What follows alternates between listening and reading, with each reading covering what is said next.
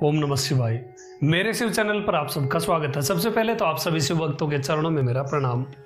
पिछले 2 भागों में आपने महान शिव भक्त शिरोमणि कनप्पा भील के विषय में जाना। कनप्पा नयनार का कैसे जन्म हुआ, उन थिन्नन ने कैसे पहली बार उस श्रीकालहस्तीश्वर शिवलिंग का दर्शन किया। अब इससे आगे की कथा हम प्रारंभ करते हैं। जब वो थिन्नन उस शिवलिंग के समक्ष पहुंचा, भगवान के उस श्री विग्रह के सामने पहुंचा, तो वो इतना रोमांचित हो गया। जब उसने पहली बार उस शिवलिंग का दर्शन किया तो उसके हाथ से धनुष बाण छूट गए और वो सीधा भाग करके भगवान के गले लग गया। वो शिवलिंग इतना दिव्य था, इतना तेजोमय था कि करोड़ों सूर्यों जितना प्रकाश उतना तेज उस शिवलिंग में व्याप्त था। एक सर्प की मणि का प्रकाश उस मंदिर में वहां पर हो रहा था और एक सांप की केचुली उस शिवलिंग के चारों ओर लपेटी हुई थी। काल रूपी उस मृत्यु भय से छुड़ाने वाले कालहस्तीश्वर का दर्शन थिन्नन ने किया। फिर वो इतना द्रवित हो गया, उसके मन में भाव उठे। उसने गार्ड से कहा कि इतने वर्षों तक मैं स्वामी से दूर क्यों रहा, मैं हमारे देवता से दूर इतने दिन क्यों रहा, इतने वर्षों तक इतनी दूरी क्यों बनी रही। फिर उसने कहा कि ये फूल किसने चढ़ाए हुए हैं। तो उसके मित्र गार्ड ने कहा कि एक मुट्ठी भर बाल जिसके सिर पर है और 3 धागे जो अपने शरीर पर धारण करता है, ऐसा एक व्यक्ति आता है, वही इसके ऊपर ये पुष्प चढ़ाता है और इस पे कलश में भर करके स्वर्णमुखी नदी का जल भी देवता के ऊपर चढ़ाता है। फिर अन्न का एक कोर वो दाएं हाथ से देवता को दिखाता है और वापस थाली में रख करके ले जाता है। वो उस ब्राह्मण की बात कर रहा था जिसका नाम शिवकोश था। शिवकोश नाम के ब्राह्मण की वो बात कर रहा था जो वहां नित्य भगवान शिव की पूजा करता था। गार्ड ने, उसके मित्र ने कहा कि ये बहुत शक्तिशाली देवता है, ये हम जैसों से पूजा स्वीकार नहीं करेंगे, वो केवल वही व्यक्ति इनकी पूजा कर सकता है। तब धीर या उस थिन्नन ने कहा कि ऐसा नहीं है, ये हमारे कुल देवता है, इसलिए तो ये जंगल में स्थित है और इस पहाड़ी पर स्थित है। यदि उसके देवता होते तो उसके समीप होते, यहाँ जंगल में नहीं होते। मेरा और इनका संबंध अटूट है। फिर उसके भाव इतना वो द्रवित हो गया, इतने भाव उसके उमड़े। उसने भगवान से कहा कि देवता, आप इस जंगल में अकेले क्यों रहते हैं? ये जंगल तो पूरा हिंसक पशुओं से भरा हुआ है। हमारे भीलों के भी कोई ना कोई रिश्तेदार नाते वाले होते हैं, लेकिन आपका तो यहाँ कोई नहीं है। चलिए ठीक है, आज से मैं ही आपका पक्का दोस्त हूँ। तब उसने गार्ड से कहा कि ये देखना, ये मेरे दोस्त बनने वाले हैं और इसमें केवल 2 या 3 दिन का ही टाइम लगेगा, फिर मैं और देवता पक्के दोस्त बन जाएंगे। मेरे पिता के घर मेरा मन कभी नहीं लगा, लेकिन यहाँ आते ही, इस देवता के पास आते ही मेरा मन इतना आनंदित हो रहा है कि मैं क्या बताऊँ। इसलिए मैं आज से यहीं रहूँगा, देवता को कभी भी अकेला नहीं छोड़ूंगा। फिर उसके मन में आया कि मैं भी वैसी ही पूजा करूँ जैसी गार्ड ने बताया है कि वो ब्राह्मण आकर, शिवकोश नाम का ब्राह्मण आकर पूजा करता है। फिर उसके मन में एक ऐसी अजीब विधि उत्पन्न हुई। ये भक्ति का साहस ही है, एक भक्त ही ऐसा कर सकता है और भगवान इसे हर हाल में स्वीकार करते ही हैं। वो गया और बहुत से हिरण मार कर ले आया। उनका मांस उसने अग्नि पर पकाने के लिए रख दिया। फिर उसके मन में आया कि यहाँ अभिषेक करने के लिए या जल चढ़ाने के लिए मेरे पास कोई पात्र तो है ही नहीं, फिर और ना कोई यहाँ पर पुष्प मुझे दिख रहे हैं। फिर उसने मन में विचार किया और ये एक उपाय ढूंढ लिया। उसने कहा कि यही ठीक है और ऐसा कह करके वो स्वर्णमुखी नदी की ओर चल पड़ा। अब वहां जाकर उसने मुख में पानी भर लिया, उसका मुंह ही कलश बन गया और उसने जंगली फूल तोड़े, वो अपने बालों में ठूंस लिए, वही वो पुष्प रखने का पात्र बन गया। फिर एक हाथ में धनुष और वो पका हुआ मांस लेकर वो सीधा देवता यानी भगवान शिव के समक्ष जा पहुंचा।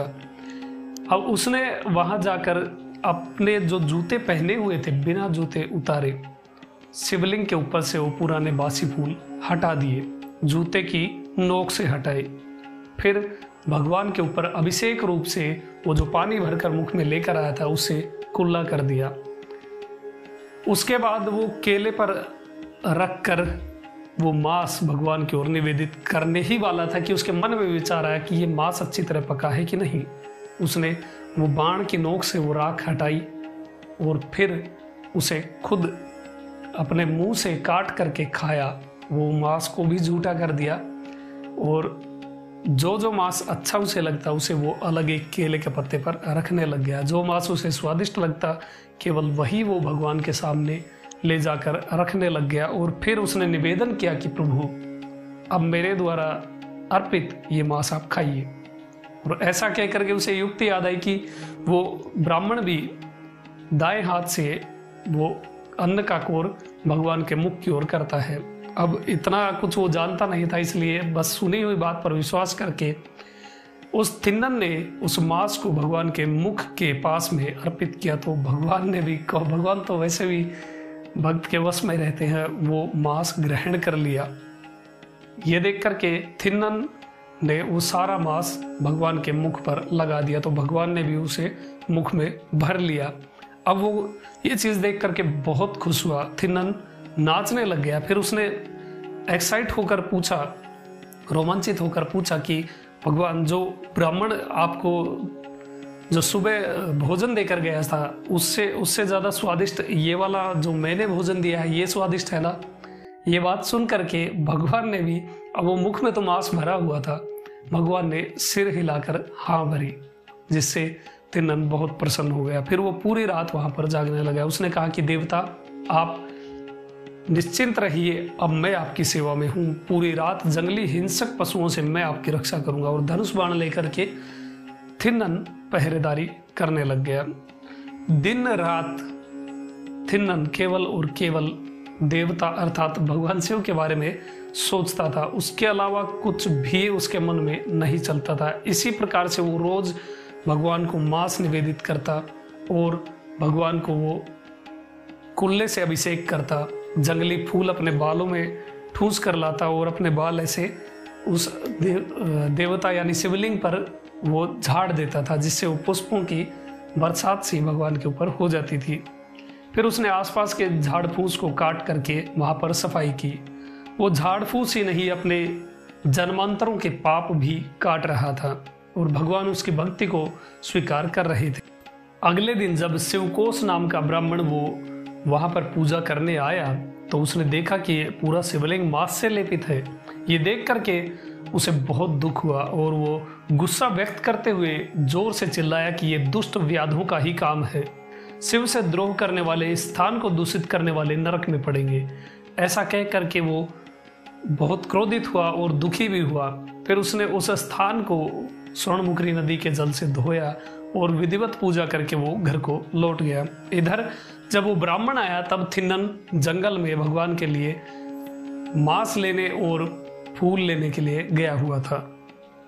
जब थिन्नन लौटा तो उसने देखा कि पूजा हो चुकी है। ये देख करके उसने कहा कि देवता क्षमा चाहता हूं, मैं देर से आया, शायद देर हो गई। फिर उसने केले के पत्ते पर मांस सजाया और भगवान के सामने निवेदित किया कि भगवान ये देखो, ये मोर का मांस है, ये हिरण का मांस है। इस प्रकार उसने बहुत सारे मांस भगवान के सामने अर्पित किए और कहा कि इसमें मैंने शहद भी निचोड़ दिया है, इसलिए स्वादिष्ट है। और ये स्वर्णमुखी नदरी की घी जैसी स्वादिष्ट मछलियां हैं, ये मांस आप खाइए। अब भगवान भी खा गए और बाकी बचा हुआ प्रसाद थिन्नन ने ग्रहण कर लिया। इस प्रकार ये कर्म चलता रहा, ये साइकिल चलता रहा। इधर थिन्नन पूजा करता, फिर शिवकोश नाम का ब्राह्मण आकर उस मांस से दुखी होता है और भगवान को शिकायत करता। इधर जब थिन्नन के पिता नागन को ये चीज पता चली कि उसका बेटा नहीं लौट रहा है और देवता के पास ही है, तो उसने सोचा कि देवता ने मेरे बेटे को फंसा लिया है। इसलिए नागन, थिन्नन का पिता, कुछ ओझा वगैरह लेकर वहां पर पहुंचा, किंतु सबका जो प्रयास था वो विफल रहा और वो थिन्नन का पिता वापस ओझाओं के साथ अपने कबीले में लौट गया।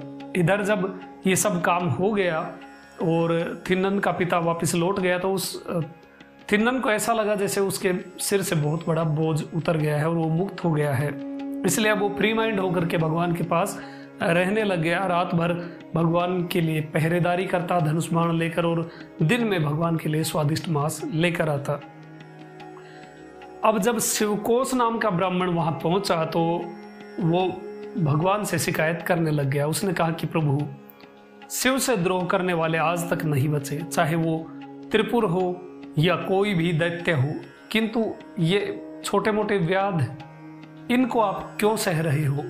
इससे अच्छा तो मैं ही मर जाऊं।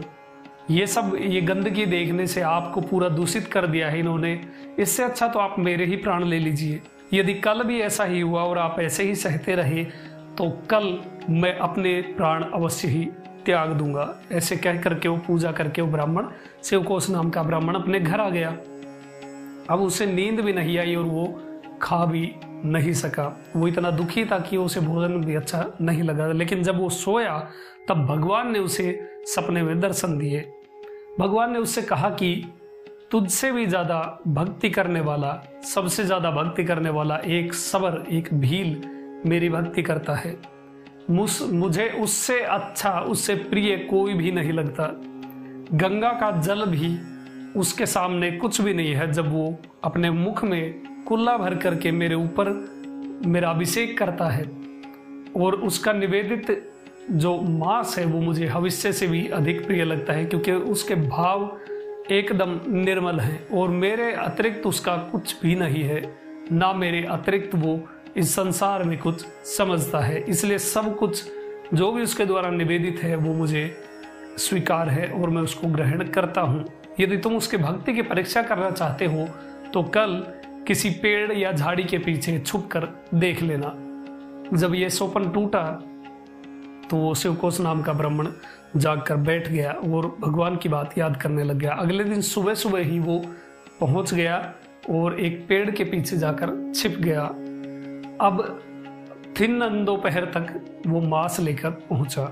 उसने भगवान के ऊपर कुल्ला किया, वो पुष्प भगवान के ऊपर झड़काए, और फिर जैसे ही वो मांस निवेदित करने लग गया तो भगवान के जो विग्रह से बाईं आंख से बहता हुआ खून देख करके वो दुखी हो गया। और इतना दुखी हुआ कि उस शिवलिंग से बहते हुए खून को देख करके थिन्नन बेहोश हो गया।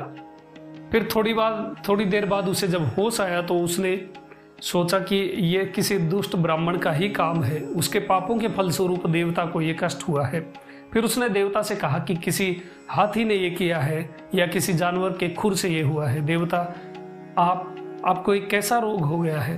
फिर उसने जितनी वो जानकारी रखता था जंगल के बारे में, औषधियों के बारे में, वो दौड़ कर गया और औषधियों का पेस्ट उसने बनाया, लेप उसने बनाया और वो भगवान की उस बाईं आंख पर लगाया, किंतु फिर भी खून रुका नहीं।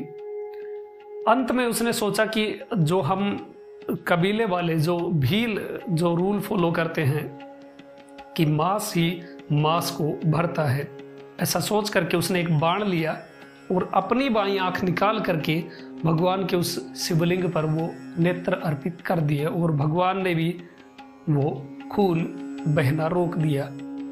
अब धीर या थिन्नन बहुत प्रसन्न हुआ कि उसकी वजह से देवता का वो रक्त बहना रुक गया। लेकिन भगवान ने उसकी परीक्षा जारी रखी। अब दाईं आंख से खून बहना शुरू हो गया। अब दाईं आंख से भी खून बहता देख करके थिन्नन फिर से रोने लग गया और दुखी हो गया कि ये देवता को क्या हो गया है, ये कैसा रोग है। किंतु फिर वो प्रसन्न हो गया और उसने सोचा कि इसका इलाज तो मुझे पता है, मैंने जैसे ये आंख अर्पित की थी वैसे ही दाईं आंख भी अर्पित करता हूँ। फिर उसके मन में भाव उठा कि यदि ये आंख भी अर्पित कर दूंगा तो मैं देखूंगा कैसे और देवता की पूजा कैसे करूंगा। किंतु जो भी हो, लेकिन अभी तो देवता का रोग महत्वपूर्ण है, इसे ठीक करना ही सबसे बड़ा कर्म है। और ऐसा सोच करके फिर उसके मन में विचार आया कि यदि मैं दूसरी आंख भी पहले ही निकाल लूंगा तो मुझे पता कैसे चलेगा कि यह आंख लगानी कहाँ पर है। अब ये चीज सोच करके थिन्नन ने अपने पैर का अंगूठा उस आंख, भगवान के उस शिवलिंग की उस आंख पर लगा दिया जिससे खून बह रहा था, ताकि उसको अंदाजा हो जाए कि आंख लगाने के बाद, निकालने के बाद वो आंख लगानी कहाँ पर है। इसलिए अपने पैर का अंगूठा उस भगवान की दाईं आंख पर उस कनप्पा ने लगा दिया और जैसे ही बाण से वो अपनी आंख निकालने को तैयार हुआ तो भगवान उसके इस अप्रतिम अद्वितीय इस प्रेम को सह नहीं पाए और भगवान ने उसका हाथ पकड़ लिया। उस परमेश्वर ने, जो समस्त जगत के, समस्त ब्रह्मांड के अधिपति हैं, उसने कनप्पा, उस थिन्नन का हाथ पकड़ लिया और भगवान ने 3 बार कहा, ठहरो कनप्पा, ठहरो कनप्पा, ठहरो कनप्पा। ये शब्द भगवान ने 3 बार कहे। कर्ण का अर्थ है नेत्र और अप अर्थात वत्स।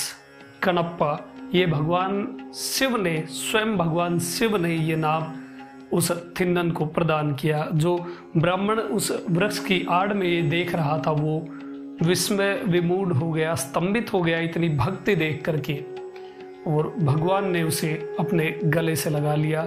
उस थिन्नन को, उस कनप्पा भील को भगवान ने अपने गले से लगा लिया और अपने नेत्र दान करने की वजह से भगवान ने उसे कणप्पर या कनप्पा नाम प्रदान किया। कण अर्थात नेत्र, अप अर्थात वत्स।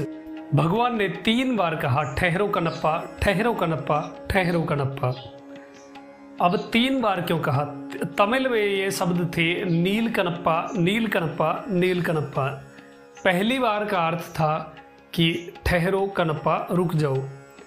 दूसरी बार का था ठहरो कनप्पा या नील कनप्पा का अर्थ था कि जब तक ये ब्रह्मांड रहेगा, ये संसार रहेगा, तब तक तुम भक्तों के हृदय में हमेशा रहोगे। और तीसरी बार जब भगवान ने कहा ठहरो कनप्पा, तब शिवलिंग से एक हाथ प्रकट हुआ था। जो थिन्नन बाईं ओर खड़ा था, उसका हाथ पकड़ करके भगवान ने उसे दाईं ओर का कर लिया। और इस तीसरे नील कनप्पा या ठहरो कनप्पा का अर्थ था कि तुम मेरे राइट साइड में खड़े हो जाओ। जब कैलाश में भगवान शिव के दर्शन होते हैं, यदि किसी शिव भक्त सौभाग्यशाली ने किसी ने दर्शन किए हो, तो भगवान के राइट साइड में कनप्पा हमेशा खड़े होते हैं। भगवान जहां पर स्थित होते हैं वहां राइट साइड में कनप्पा नैनार खड़े होते हैं, कनप्पा भील खड़े होते हैं। उस समय भगवान शिव की कृपा से कनप्पा या वो थिन्नन त्रिनेत्रधारी हो गया था और भगवान उस शिव कोश को भी मुक्ति प्रदान कर देते हैं। जो ब्राह्मण वृक्ष की आड़ में छुपकर ये अद्वितीय दृश्य देख रहा था, जो एकमात्र साक्षी इस घटना का था, उसे भी भगवान ने मुक्ति प्रदान कर दी। और कनप्पा को साथ में लेकर, थिन्नन को साथ में लेकर भगवान कैलाश को चले गए। प्रमुख 4 तमिल शिव भक्त कवियों में से एक श्री ज्ञान संबंदर जी, या जिन्हें तमिल में श्री ज्ञान संबंदर के नाम से जाना जाता है, जिन्हें 3 वर्ष की आयु में ही माँ भगवती ने दूध पिला दिया था, ऐसे वो परम शिव भक्त ज्ञान संबंदर जब श्री कालहस्तीश्वर पहुंचते हैं, तो जो ज्ञान संबंदर हर जगह भगवान शिव का दर्शन करना चाहते हैं, वहां कालहस्ती में पहुंचकर वो भगवान शिव का दर्शन नहीं करना चाहते, वो दर्शन करना चाहते हैं कनप्पा भील का। और भगवान शिव की कृपा से उन्हें कनप्पा के दर्शन होते हैं। वही मानिक वास्कर जी, जो तमिल शिव भक्त हुए, उन्होंने कनप्पा की इतनी प्रशंसा की है कि वो उन्हें अद्वितीय शिव भक्त बताते हैं। और उन कनप्पा को याद कर करके स्वयं मानिक वास्कर जी हमेशा रोते रहते थे। इतना ज़्यादा डिवोशन, इतनी ज़्यादा शिव भक्ति कनप्पा में थी। वो कनप्पा केवल 6 दिन में ही उन्होंने भगवान शिव को प्राप्त कर लिया और उससे पहले वो उन्हें जानते भी नहीं थे। ऐसी शिव भक्ति, इसलिए वो भक्त शिरोमणि कहलाते हैं। कथा कैसी लगी आप कमेंट में अवश्य बताएं। आपका दिन शुभ हो। ओम नमः शिवाय।